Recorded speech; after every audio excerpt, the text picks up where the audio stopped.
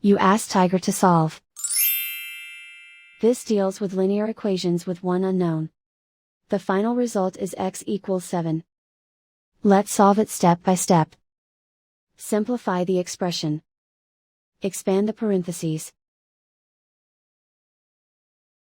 Multiply the coefficients.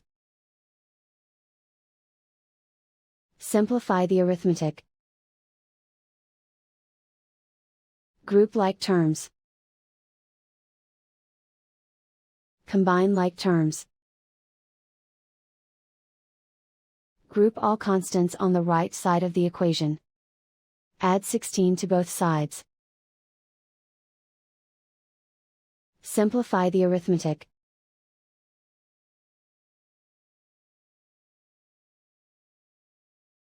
Isolate the L. Divide both sides by 4.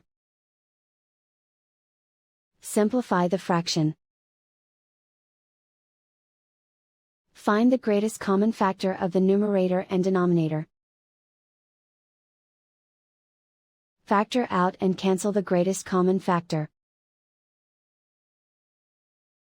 And so the final result is x equals 7.